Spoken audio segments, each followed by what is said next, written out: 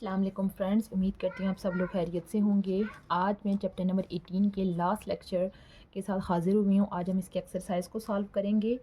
सबसे पहले हम इसके एमसीक्यूज़ देख लेते हैं। A liquid that passes through filter paper. Filter paper के अंदर से जो लिक्विड पास हो जाता है उसको बोलते हैं filtrate. Which one of the following technique is use to separate components of heterogeneous. Heterogeneous mixture के लिए आपको बताया कि हमने कौन सी टेक्निक देखी थी, filtration. Evaporation is use for the separation of component. Evaporation किसके लिए यूज़ होती है? होमोजीनियस के लिए यूज़ होती है। Which are the following technique is use to purify sugar. Sugar को प्यूरीफाई करने के लिए जो टेक्निक यूज़ होती है इसको बोलते हैं क्रिस्टलाइजेशन।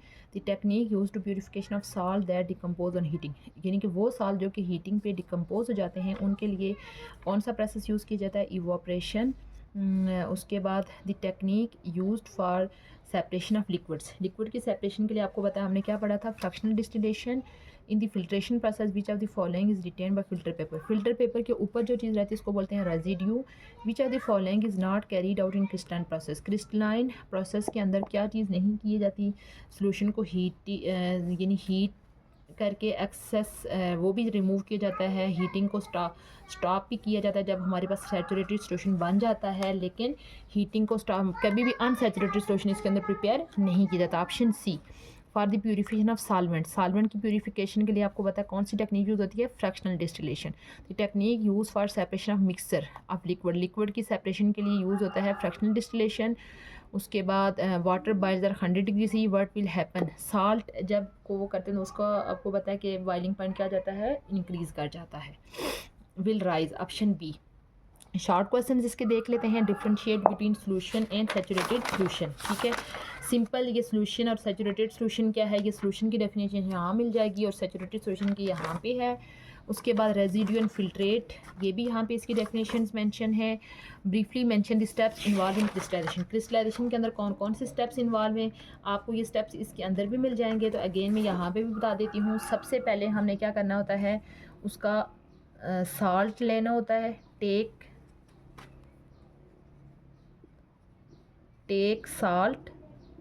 ठीक है, दूसरा स्टेप होता है प्रिपेयर सैचुरेटेड सोल्यूशन।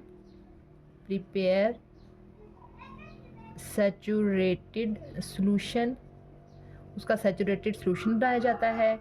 तीसरा kept at cold. Kept at cold, उसको ठंड में रख दिया जाता है फॉर ओवरनाइट, पूरी रात के लिए। ठीक है, उसके बाद फिर क्या किया जाता है? कोलेक्ट किया जाता है क्रिस्टल्स को।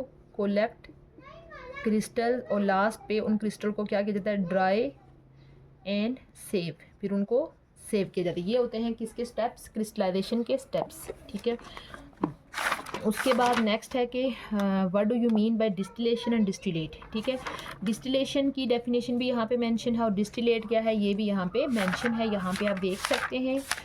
तो उसके बाद नेक्स्ट क्वेश्चन है what is the role of condenser and distillation. यानी कि कंडेंसर, ये देखें यहाँ पे ये कंडेंसर लगा है। ये तो कंडेंसर का मेन काम यहाँ पे मेंशन भी है। जस्ट मैं आपको इसको एक्सप्लेन कर लेती हूँ कि कंडेंसर का काम है कि जो वेपर्स बने हुए हैं उनको अगेन आगे किसके अंदर कन्वर्ट करना? लिक्विड में कन्वर्ट करना। ठीक है, यहाँ पे भी कंडेंसर यही काम कर रहा है और उसको कौन से हेल्प आउट क्या चीज़ कर रही है? उसके बाद जो वाटर यहाँ से इन हो रहा है और यहाँ से आउट हो रहा है वो उसको ठंडा कर रहा है, तो कंडेंसर उसको फिर आगे अगेन वाटर में कन्वर्ट। यानी कि ये आप समझ लें कि कंडेंसेशन से ये वर्ड निकला। कंडेंसेशन जो टेक्निक होती है वो बेसिकली यही होती है, कंडेंसेशन।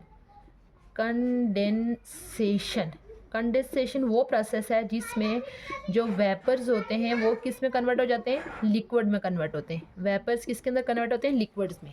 तो उसी से ये वर्ड निकला है कंडेंसर। तो यहाँ पे कंडेंसर का क्या काम है ये इधर मेंशन है इसके अंदर। ठीक है, कि कंडेंसर क्या करता है? ये देखें, vapour recondense into a liquid is called distillate, ये इसके अंदर मेंशन है। उसके बाद नेक्स्ट है कि what is the role of fractionating column plain fractional. यहाँ पे ये जो फ्रैक्शनेटिंग ये जो कॉलम यूज़ किया जाता है इसका क्या काम है ये भी लिखा हुआ है कि for this purpose fractionating column is fitted with the condenser and round bottom flask. The column consist of many glass beads to provide a large surface area for vapours to condense. ठीक है, यानी कि ये एक बड़ा surface area provide कर रहा है उनको आगे कंडेंस होने के लिए। ठीक है, तो ये भी इसके अंदर लिखा हुआ है इसका काम। उसके बाद नेक्स्ट क्वेश्चन है what is the effect of impurity and melting point. ये भी हमने यहाँ पे पढ़ा था कि इम्प्योरिटी की दो तरह से इफेक्ट करती है, या तो उसका बॉइलिंग पॉइंट रिड्यूस कर देती है और या उसको उसके बॉइलिंग पॉइंट को रेंज ऑफ टेम्परेचर में शिफ्ट कर लेती है। उसके बाद नेक्स्ट है कि इम्प्योरिटी बॉइलिंग पॉइंट के ऊपर क्या इफेक्ट होता है। सेम बॉइलिंग पॉइंट के ऊपर भी दो तरह का इफेक्ट काज करती है इम्प्योरिटी, या तो बॉइलिंग पॉइंट को राइज कर देती है, तो या तो रेंज ऑफ टेम्परेचर हमारे पास आना शुरू हो जाते हैं। उसके बाद लॉन्ग क्वेश्चन है कि explain a technique use to separate components of a homogeneous mixer. Homogeneous mixer को सेपरेट करने के लिए आपको पता है दो तरह की टेक्निक्स यूज़ होती हैं, एक डिस्टिलेशन और दूसरी होती है इवापरेशन।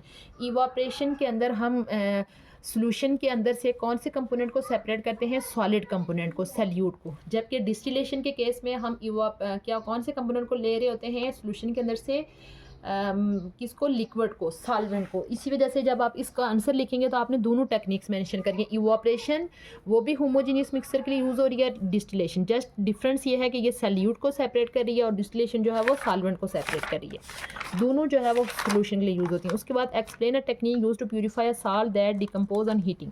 अब वो साल्ट जो कि हीटिंग के ऊपर डिकम्पोज होने के चांसेस हैं, यानी कि साल्ट्स की प्यूरिफिकेशन या सॉलिड चीज़ों की प्यूरिफिकेशन के लिए कौन सी टेक्निक यूज़ होती है, क्रिस्टलाइजेशन। ठीक है, क्रिस्टलाइजेशन में आपको पता हमने देखा था कि हीट करके कोई भी सब्सटेंस जो होता है वो उसका सोल्यूशन प्रिपेयर किया जाता है, सैचुरेटेड सोल्यूशन प्रिपेयर किया जाता है। ठीक है, लेकिन कुछ सब्सटेंस ऐसे होते हैं जो कि हाई हीटिंग पे क्या कर जाते हैं कि वो डिकम्पोज कर जाते हैं, यानी कि वो उनका जो स्ट्रक्चर होता है वो ब्रेक हो जाता है। ठीक है, इसी वजह से हम ऐसे साल्ट्स के लिए क्रिस्टलाइजेशन तो यूज़ करेंगे, बट क्रिस्टलाइजेशन के लिए हम इतना हाई टेम्परेचर नहीं यूज़ करेंगे बल्कि लो टेम्परेचर यूज़ करेंगे। लो टेम्परेचर के लिए हम जस्ट उस सॉल्वेंट को, उस सॉल्यूट को किसी वार्म थोड़ा सा पानी गर्म करके उसको उसके अंदर हल करके उसका सैचुरेटेड सोल्यूशन बनाएंगे। लेकिन कुछ सॉल्वेंट ऐसे होते हैं जो कि हीट, सॉल्यूट ऐसे होते हैं जो कि हीट को बर्दाश्त कर लेते हैं, ब्रेक नहीं होते उनके, तो सैचुरेटेड सोल्यूशन बनाने के लिए हम उसको मुसलसल हीट अप करेंगे। ठीक है, लेकिन यहाँ पे कुछ सॉल्यूट ऐसे होते हैं जो कि हीटिंग पे टूटने का खदशा होता है, इसी वजह से उनके लिए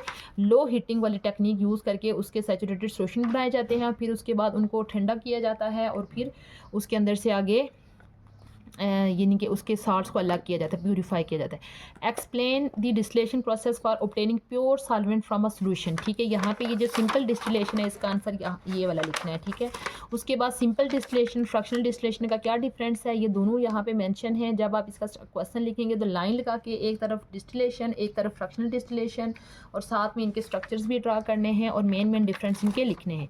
उसके बाद how purity of substance is identify bye melting and boiling point. ये इस चैप्टर का लास्ट टॉपिक है जो कि हमने डिटेल में देखा था। ये था हमारा आज का लेक्चर जिसमें हमने चैप्टर नंबर 18 की जो है वो एक्सरसाइज को सॉल्व किया। अब हमारे अल्हम्दुलिल्लाह 18 लेक्चर जो है वो अपलोड हो चुके हैं। अब इसके बाद में साथ साथ 1 बाय 1 डिफरेंट चैप्टर्स की टेस्ट योरसेल्फ के सॉल्यूशन भी अपलोड करूँगी, और साथ साथ जो है वो 2 चैप्टर जो कि चैप्टर नंबर 13 और 17 रह गए हैं उसके लेक्चर्स भी साथ साथ अपलोड करूँगी। इंशाल्लाह बहुत जल्द मैं न्यू टॉपिक के साथ हाजिर होंगी। तब तक के लिए अल्लाह।